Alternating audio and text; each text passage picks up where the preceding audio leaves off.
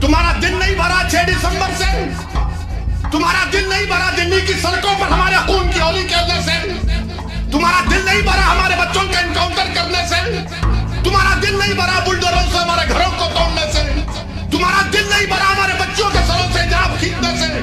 तुम्हारा दिल नहीं भरा हमको इस मुल्क की शरीयत खत्म करने का कानून बनाया?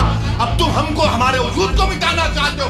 खुदा की कसम अपने वजूद को मिटने नहीं देंगे इंशाअल्लाह ताला। उन्होंने कहा कि वक्फ की जायदाद एक इबादत है, अल्लाह के नाम पर किया गया वक्फ, इसका मालिक अल्लाह है, मालिक अल्लाह। याद रखो मुसलमानों, हमने एक मस्जिद को खो दिया, तुम और कितनी मस्जिदों को खोने के लिए तैयार हो? बर्बाद कर देंगे सियासी तौर पर। मेरी आपसे अपील है कि मैं यकीनन कह रहा हूं कि इस महाराष्ट्र की विधानसभा में आपको इम्तियाज जलील को और मजलिस के नुमाइंदों को भिजाना जरूरी है। तुम्हारी आवाज हो, तुम्हारी आवाज को छोड़ो इन चीजों को। कभी अपनों को भी तो अपनाओ, कभी अपनों को तो समझो।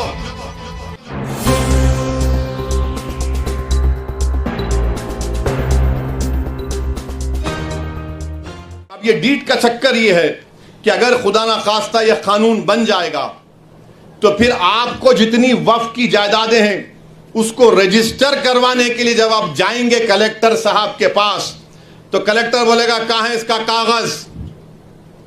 CAA में कागज पूछ रहे, ये कानून में भी कागज पूछ रहे। अब आप बताइए कि 300 साल 200 साल 100 साल पुरानी जायदादें हैं, कौन सा कागज रहेगा? कौन सा कागज रहेगा बताइए आप? ने कागज लाओ तभी इसका रजिस्ट्रेशन होगा। तो वक्फ बाय यूजर आप अंदाजा लगाइए कितना बड़ा नुकसान हमारा होने वाला है। फिर उसके बाद इसमें सेक्शन 3C है, वो ये कहता है कि अगर कोई भी जायदाद वक्फ की है, यह कानून बनने से पहले और बाद में कोई भी जायदाद वक्फ की है और यह कानून से पहले और कानून के बाद वो वक्फ की जायदाद नहीं होगी ता वक्त कलेक्टर फैसला नहीं करेंगे। कौन कलेक्टर है ये भाई? कलेक्टर साहब के पास कोई भी जाके बोल देगा कि देखो ये जायदाद वक्फ की नहीं है, ये शिवसेना वाले जाके बोलेंगे, बीजेपी RSS वाले जाके बोलेंगे। कोई कलेक्टर हुकूमत के वक्फ के खिलाफ फैसला देगा? कोई जाकर उसको वो तो कलेक्टर साहब सोचेंगे अरे भाई मेरे को तरक्की करना है। और कानून ये कहता है कि कोई भी अपने ही मामले में जज नहीं बन सकता। अपने ही केस में जज कैसा बनेगा कलेक्टर? जिसको लैटिन में बोलते न्यूमो जुडोक्स इन कॉजा सुआए। अच्छा, फिर कलेक्टर जब इंक्वायरी, अगर आप जाके कलेक्टर को ही पावर दे दी आप कि कलेक्टर को जाकर कोई बोल देगा कि साहब ये इम्तियाज जलील का घर जो है ना वो वक्फ, या फिर कोई किसी का मस्जिद बोले ये वक्फ बोल नहीं है, तो कलेक्टर साहब क्या करेंगे? ठीक है मैं इंक्वायरी ऑर्डर करता हूं। अच्छा, उसमें लव का इस्तेमाल हुआ कानून में कि कलेक्टर जिस तरह चाहे उसका इंक्वायरी का तरीक़ेकार अपनाएंगे। बाप की जागीर है कलेक्टर की कि जो चाहे तरीक़ेकार अपनाएंगे। और फिर दूसरा उसमें सुनिए, दूसरा उसमें बोलते कि कोई टाइम लिमिट नहीं, कलेक्टर साहब जब दिल में आया इंक्वायरी करेंगे, जब दिल में आया नहीं करेंगे।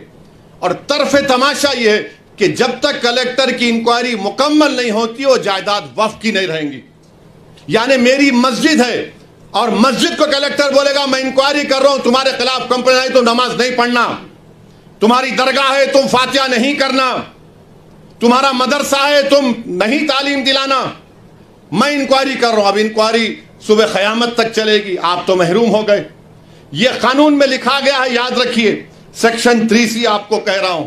अब ये सेक्शन 3 का मतलब क्या है कि दिल्ली में 316 जायदादों पर गवर्नमेंट का कब्जा, राजस्थान में 60, कर्नाटका में 40, मध्य प्रदेश में 50, यूपी में 60, उड़ीसा में 55।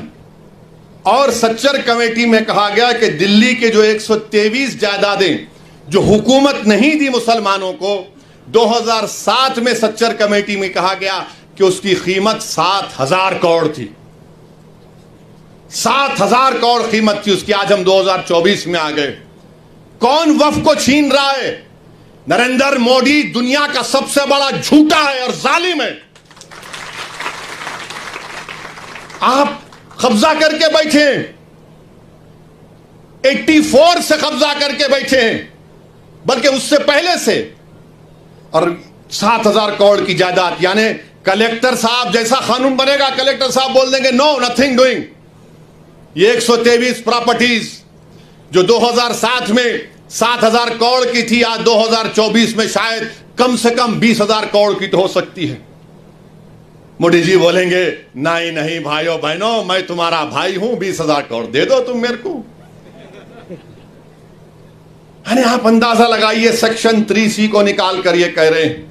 और फिर आप ये भी जानते हैं कि जब कलेक्टर बैठेगा, आर्कियोलॉजिकल सर्वे ऑफ इंडिया आसार कदीमा में दिल्ली में 172 प्रॉपर्टीज पर आसार कदीमा कब्जा करके बैठा है। जैसा यह कानून बनेगा उसमें कब्रस्तान भी है, उसमें मस्जिद भी है, ईदगाह भी है, जमीनात है। एएसआई बोलेगा हम मालिक तुम आउट। आपका यहां पर महाराष्ट्र में है, अहमदनगर में है, औरंगाबाद में आसार कदीमा के है। और आसार कदीमा के लोग बोलते, मोदी की तरफ से बोलते नहीं नहीं हम कैसा बचाएंगे। आसार कदीमा के कानून में शेड्यूल 6 है, लिविंग मॉन्यूमेंट यानी जिंदा मॉन्यूमेंट है। बोलते नहीं नहीं आप लोग वहां पर वो मस्जिद में मदरसा खोल लिए। अरे दीवाने, तुम्हारा आसार कदीमा का जो कानून का सेक्शन 16(1) ये कहता है कि रिलीजियस कैरेक्टर को नहीं बदला जा सकता। रिलीजियस कैरेक्टर को नहीं बदला जा सकता। वो कानून ये भी कहता है कि अगर गवर्नमेंट एक्वायर भी कर ले उस प्रॉपर्टी को, तब भी रिलीजियस कैरेक्टर नहीं बदला जा सकता। ये आसार कदीमा के लोग, ये हिंदुत्व के इशारे पर नाचने वाली कठपुतली है ये लोग। दौलताबाद किले की मस्जिद को क्या किए थे, बोलूं मुंह खोल के अभी मैं। आजादी मिलने के 1 साल के बाद क्या नाम रख दिया तुमने उस जगह का। 16 कह रहा है कि उसके रिलीजियस कैरेक्टर को नहीं बदल सकते। मकसद एक ही है। देखिए गवर्नमेंट का डेफिनेशन निसार साहब बढ़ा दिया गया, गवर्नमेंट का डेफिनेशन में बढ़ा दिया गया तो ऐसा ही गवर्नमेंट हो गई। और गवर्नमेंट हो गई तो आर्टिकल 12 में आप इनजस्टिस नहीं कर सकते, आप स्टेट हैं। आप आर्टिकल 25, 26 का वायलेशन नहीं कर सकते। मगर यह कानून ऐसे बनाया जा रहा है कि एक तरफ जमीन खींचो, मस्जिदों को छीन लो, दरगाहों को खाली कर दो, खानखाहों को बर्बाद कर दो, और आसार कदीमा में जितने मसाजिद हैं उसको छीन लिया जाए। और रिलीजियस कैरेक्टर मस्जिद है तो मस्जिद में मदरसा है। नहीं आप वहां वजू खाना बना लिए तो मैं कहां जाके वजू करके आऊंगा, मस्जिद है ना, नमाज हो रही है। तो इनका मकसद यही है कि एएसआई के कानून को, एएसआई के जरिए से ये तमाम जायदादें हमसे छीन ली जाए। एएसआई के कानून को सेक्शन 5, सेक्शन 6, सेक्शन 8 आप पढ़िए, आपको मालूम हो जाएगा। फिर वहीं पर आप देखिए, अगर आपको ये एक और उसमें बिल में लाए कि जैसा वक्फ कानून बन गया खुदा ना खास्ता, ये 6 महीने में सब रजिस्टर कराना। अच्छा औरंगाबाद में जितनी प्रॉपर्टी आपकी, आप बोले ठीक है भाई अब कानून बन गया, हम जाके इसको पोर्टल पे चढ़ाएंगे। कोई आरएसएस का आदमी जाकर कलेक्टर को बोलेगा नहीं ये मौलाना का मदरसा वक्फ का नहीं है। कलेक्टर साहब बोल दिए रोक दो, नहीं करना इंक्वायरी। अब इंक्वायरी चले, अब तक गया वो। सेक्शन 4 में सेक्शन 3 भी उसका कहता है। फिर कलेक्टर की रिपोर्ट, कलेक्टर साहब लिख के बोल सकते मेरे को तुम्हारा चेहरा पसंद नहीं आया, तुम ये मस्जिद पे खड़े थे, मैं इंक्वायरी ऑर्डर कर रहा हूं। ये सेक्शन 36(7) कह रहा हूं। रजिस्ट्रेशन 36(f) में जो रजिस्ट्रेशन का कानून लगाया गया, अब स्टैंप एंड ड्यूटी भी लगाना पड़ेगा आपको, यानी आप वक्फ कर ही नहीं सकते। फिर सीओ है, चीफ एग्जीक्यूटिव ऑफिसर, हमेशा मुसलमान होता है तो आप उसको कह रहे हैं कि, और सेक्शन 40 में एक सीओ को इख्तियार कि अगर आप वो देखें कि किसी कब्रस्तान पर वहां पर जायदाद बना रहा है तो सीओ जाकर रोक सकता है, उसको बोलता है वक्फ है। कोई जाकर मस्जिद को तोड़ रहा है तो सेक्शन 40 में सीओ रोक सकता है। मोदी ने कहा कि नहीं नहीं, ये सेक्शन 40 भी मैं निकाल देता हूं, सीओ कुछ नहीं करेगा। ये इस कानून में बात कही गई। अब फिर वक्फ की जायदाद को बचा रहे हैं बीजेपी वाले, बोलते नंबर ही झूठे हैं। मौजूदा कानून ये कहता है सेक्शन 52 में अगर कोई वक्फ की जायदाद को चोरी करता है, जायदाद को बेचता है, तो 2 साल कैद बामुशक्कत सजा है, 2 years rigorous imprisonment. Modi ji फजीलतुल Sheikh हैं, हजरत मौलाना हैं, हजरत इबलीस की तालीम याफ्ता मदरसे के तालिब इल्म में गोल्ड मेडल मिला उनको। उन्होंने कह दिया कि 2 साल रिगरस इंप्रिजनमेंट नहीं, 1 ईयर सिंपल इंप्रिजनमेंट। 2 साल कैद बामुशक्कत की जगह 1 साल।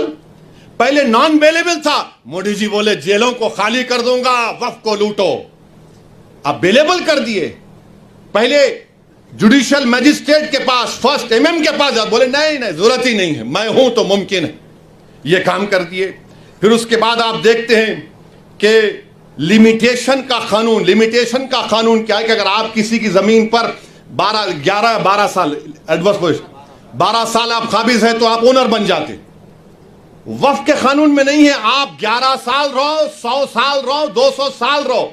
इसीलिए रत्नागिरी में वो जो मुतवल्ली जिसको छत्रपति शिवाजी ने जायदाद दी थी, वो 250 साल से वगैरह के कागजात हैं।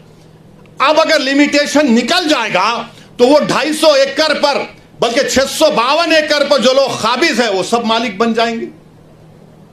मोदी जानते हैं कि पंजाब में कई ऐसी जायदादें हैं जो खाली पड़ी हुई है। तो मोदी जी बोले, एक मीटिंग में मोदी बोले मैं ड्रोन भिजा के मालूम कर लेता हूं, जाके देखो गूगल पे आप। तो शायद नरेंद्र मोदी ने ड्रोन भेजा होगा पंजाब को और रत्नागिरी को, देखा होगा अरे हाँ यहां पर फायदा है। मेरे भाई, लिमिटेशन का जो मामला है, हिंदू एंडोमेंट बोर्ड में लिमिटेशन का सेम कानून है। अगर कोई हिंदू मंदिर की जायदाद पर 50 साल से भी काबिज है तो काबिज है, वो मालिक नहीं बनता। मोदी कह रहे हैं तू काबिज है, मैं तुझे मालिक बनाऊंगा। यह इस कानून में लाया गया है। और फिर उसके बाद आप देखते हैं कि ऐसी ट्राइब्यूनल का मामला है। ट्राइब्यूनल जो है, वक्फ का एक ट्राइब्यूनल होता है। अगर कोई हिंदू भाई ये कहे, मिसाल के तौर पर समझा रहा हूं, कि अगर औरंगाबाद में एक जायदाद को वक्फ कर दिया गया तो कैसे वक्फ होती है? गवर्नमेंट का एक सर्वे कमिश्नर होता है, गवर्नमेंट का, महाराष्ट्र सरकार का। वो सर्वे कमिश्नर जाकर देखता है कि भाई ये वाकई में जो वाकिफ है उसकी जायदाद है नहीं। वो जब मुतमईन हो जाता, सर्वे कमिश्नर महाराष्ट्र की सरकार को लेटर लिखता है कि इसका मालिक फलां शख्स है, इसको वक्फ किया जा सकता है। महाराष्ट्र की सरकार गजीट इशू करती है और उस गजीट का मुखालिफत मुसलमान 1 साल तक कर सकता है और गैर मुस्लिम कभी भी कर सकता है। अब उसके बाद वो ट्राइब्यूनल को गया। ट्राइब्यूनल में जैसा कि निसार साहब ने बताया कि यहां का डिस्ट्रिक्ट सीनियर जज ट्राइब्यूनल का जज होता है, एक शख्स जिसको इल्म मालूम, उनका तखर्रुर, और एक गवर्नमेंट की तरफ से। अब मोदी जी बोले कि नहीं नहीं नहीं, ये ट्राइब्यूनल का फैसला फाइनल कैसे होगा? फाइनल नहीं हो सकता है। और मोदी जी ने क्या किया? रिटायर्ड डिस्ट्रिक्ट जज और एक रिटायर्ड गवर्नमेंट एम्प्लॉय, वो तय करेगा।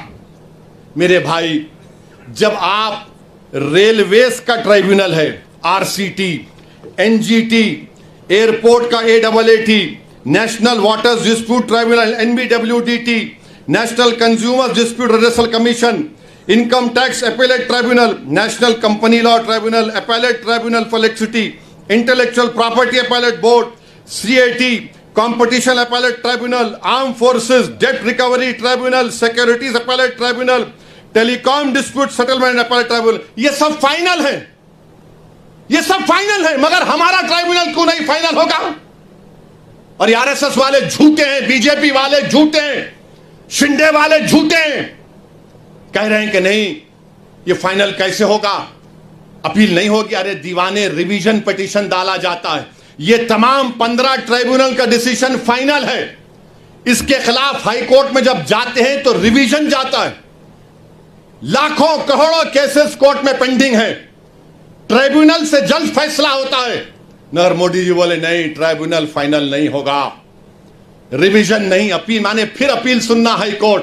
अच्छा, उसमें हैरत अंगेज बात देखिए, अब ट्राइब्यूनल में केस चलता है। मोदी जी ने कह दिया कि अगर महाराष्ट्र की सरकार यह कानून बनने के बाद ट्राइब्यूनल नहीं बनाती है तो उन्होंने डायरेक्ट हाई कोर्ट चले जाना।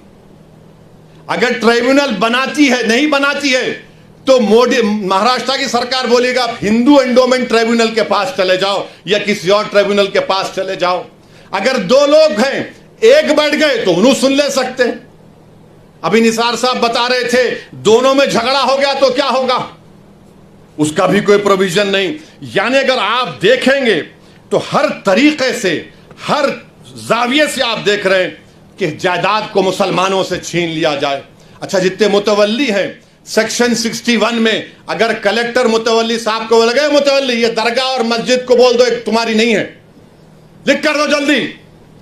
अब मुतवल्ली साहब अगर दरगाह और मस्जिद को लिख कर नहीं दिए कि मस्जिद और दरगाह नहीं है, तो कलेक्टर उनको 6 महीने की सजा दे सकता है और 20,000 जुर्माना उन पर लगा सकता है। अब आप बताइए वक्फ कहां बच रहा है इसमें?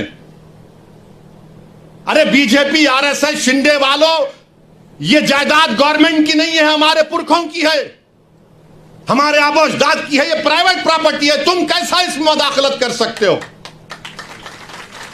मकसद एक ही है कि मुसलमानों से वक्फ को छीन लिया जाए।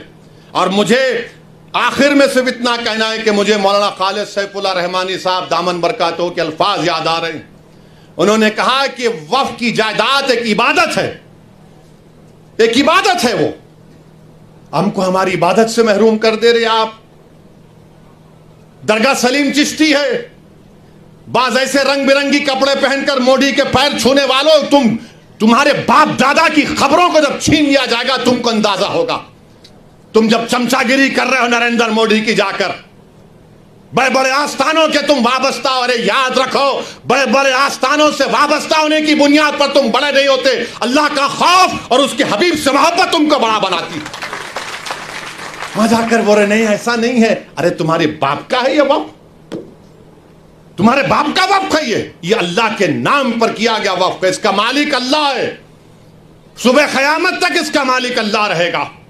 मगर ये लोग जाकर चापलूसी कर रहे हैं, चमचागिरी कर रहे हैं। तो मेरे अजीज दोस्तों और बुजुर्गों, ये चीज़ों को देखकर मेरी आपसे अदबन गुजारिश है कि आप लोग all India Muslim personal law board ने जो फैसला लिया है कि आप इस कानून के खिलाफ आप लोग QR कोड के ज़रिए या अपने लेटर के ज़रिए या ईमेल के ज़रिए आप जॉइंट वर्किंग कमेटी को भिजाइए, अपना प्रोटेस्ट लॉन्च करिए। 15 सितंबर तक आखिरी तारीख है, या तो अंग्रेजी में होगा या हिंदी में होगा। मेरी आपसे गुजारिश है कि इसका आगे बढ़कर हिस्सा लीजिए। याद रखो मुसलमानों, हमने एक मस्जिद को खो दिया, तुम और कितनी मस्जिदों को खोने के लिए तैयार हो? एक मस्जिद को हमने खो दिया। याद रखो, अगर यह खुदा ना खास्ता कानून बनेगा तो सिर्फ काशी मथुरा नहीं, कोई मस्जिद नहीं बचेगी भारत में जो झगड़े शुरू हो जाएंगे। मस्जिदों को बंद कर दिया जाएगा, कलेक्टर बोलेगा नहीं मस्जिद नहीं है, खानकाहों को, दरगाहों को बंद कर दिया जाएगा। इस तरह का गंदा कानून नरेंद्र मोदी बना रहे हैं। और अजीत पवार का मैंने एक इंटरव्यू पढ़ा अखबार में, उन्होंने कहा कि हम महाराष्ट्र के विकास के लिए मोदी का साथ दे रहे हैं, सेकुलरिज्म पर हम कॉम्प्रोमाइज नहीं करें। तो अजीत पवार, अगर सेकुलरिज्म तुम में जिंदा है तो तुम खुलकर इसकी मुखालिफत करो, बोलो तुम जाकर मोदी को यह कानून गलत है। जो छत्रपति शिवाजी को मानने वाले हैं, क्या तुम भूल गए कि छत्रपति शिवाजी ने रत्नागिरी में उस दरगाह को 652 एकड़ जमीन दी थी? ये कौन सी तुम्हारी मोहब्बत है? ये हमारी जमीन है, हमारी जायदाद है, अल्लाह के नाम पर इसका मालिक अल्लाह है। तुम हमसे छीनना चाह रहे हो। तुम्हारा दिल नहीं भरा 6 दिसंबर से, तुम्हारा दिल नहीं भरा दिल्ली की सड़कों पर हमारे खून की होली खेलने से, तुम्हारा दिल नहीं भरा हमारे बच्चों का एनकाउंटर करने से, तुम्हारा दिल नहीं भरा बुलडोजरों से हमारे घरों को तोड़ने से, तुम्हारा दिल नहीं भरा हमारे बच्चों के सरों से हिजाब खींचने से, तुम्हारा दिल नहीं भरा हमको इस मुल्क की शरीयत खत्म करने का कानून बनाया। अब तुम हमको, हमारे वजूद को मिटाना चाहते हो। खुदा की कसम, हम अपने वजूद को मिटने नहीं देंगे इंशाअल्लाह ताला। हम अपने वजूद को मिटने नहीं देंगे इंशाअल्लाह ताला। तो मेरे अजीज दोस्तों और बुजुर्गों, मेरे अजीज दोस्तों और बुजुर्गों, मेरी आपसे दबन गुजारिश है कि महाराष्ट्र के असेंबली इंतखाबात आने वाले हैं।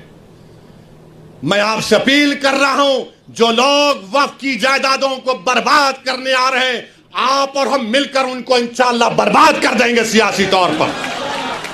मेरी आपसे अपील है कि मैं यकीनन कह रहा हूं कि इस महाराष्ट्र की विधानसभा में आपको इम्तियाज जलील को और मजलिस के नुमाइंदों को भिजाना जरूरी है, तुम्हारी आवाज हो। अगर तुम्हारी आवाज नहीं होगी तो कौन आवाज उठाएगा? तुम नहीं देखते पार्लियामेंट में क्या हो रहा है? तुम नहीं देख रहे पार्लियामेंट में कौन पुकार रहा है दीवानों की तरह?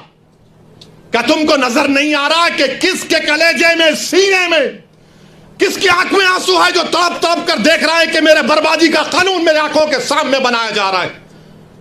कौन होगा तुम्हारी आवाज को? छोड़ो इन चीजों को। कभी अपनों को भी तो अपनाओ, कभी अपनों को तो समझो। जो तुम्हारे लिए दिनों रात मेहनत कर रहे हैं उनकी आवाज बनाकर भिजाओ। यकीनन हराना है इंशाअल्लाह ताला, इन लोगों को हराएंगे इंशाअल्लाह ताला। मगर हराने का मतलब यही नहीं है कि तुम अपनी आवाज का गला घोट दो। तुम अपनी आवाज का गला घोट कर कैसे दूसरों के सर पर ताज रख सकते हो, मुझे बताओ। यह तो नहीं हो सकता मेरे भाई।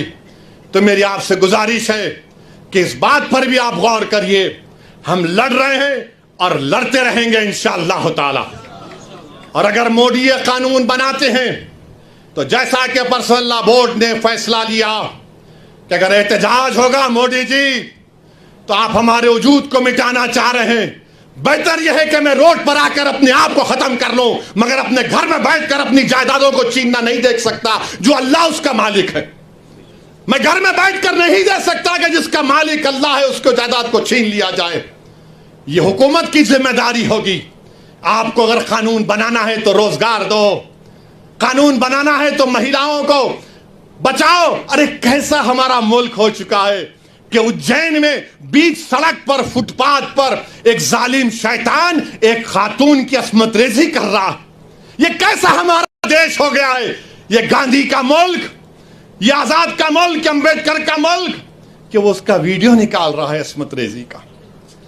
यह कैसा हमारा वतन हो गया है जब हमने अंग्रेजों से कंधे से कंधा मिलाकर जलियांवाला बाग में अपनी जानों को दे दिया। हमने काला पानी की सजाएं हमारे हिंदू भाइयों के साथ काटी। आज एक अशरफ मुनियार को ट्रेन के डब्बे में पीटा जाता है तो कोई उफ नहीं बोलने तैयार। बचाना तो छोड़ो, कोई उफ बोलने के लिए तैयार नहीं है। याद रखो, जब आप अपनी लड़ाई नहीं लड़ेंगे कोई तुम्हारी लड़ाई नहीं लड़ेगा। तुम्हारी लड़ाई तुमको लड़ना पड़ेगा। तुम 70 साल से सोच सोच कर धोखा खा चुके हो कि कोई और हमारी लड़ाई लड़ेगा। नहीं मेरे भाई, तारीख में अगर नाम लिखा जाना है तो यह वक्त है अपनी लड़ाई लड़ने का। यही वक्त है अपने वोट से अपने नुमाइंदों को औरंगाबाद से भिजाने का। तो मेरी आप तमाम से गुजारिश है कि आप पर्सनल लॉ बोर्ड ने जो आपके सामने बात कही है, आप ज्वाइंट वर्किंग कमेटी को अपने एतराजात, अपना प्रोटेस्ट ईमेल और पोस्ट के जरिए भिजाइए। 15 सितंबर आखिरी तारीख है और अल्लाह से कसरत से दुआ करिए कि परवरदिगार तू हमको जिंदा रख कर ये नज़ारे मत दिखा कि हमारी जमीनें जिसका तू मालिक हमसे छीन ली जाए। अल्लाह से हम गिड़गिड़ा कर सरबसूद होए, से गिड़गिड़ा कर भीख मांगे, इत्तेहाद पैदा करिए। ये कानून ना देवबंदियों के मफाद में है, ना बरेलवियों के मफाद में है, ना अहले हदीस के मफाद में है, ना बोरी समाज के मफाद में है, ना अथना शरी शिया के मफाद में है, ना आगा खानी शियाओं के हक में है, किसी के हक में नहीं है। ये सिर्फ और सिर्फ मोदी जायदादों को छीनने के लिए कानून बना रहे हैं। अल्लाह इन जायदादों की हिफाजत करे। अल्लाह हमको इतनी इत्तेहाद पैदा करे कि मुत्तहदा तौर पर इस कानून को रोकें। और अल्लाह सुब्हानहू व तआला इन ऐसे हुकूमतों को, ऐसे पार्टियों को अल्लाह सियासी तौर पर इंतखाबात में इनको शिकस्त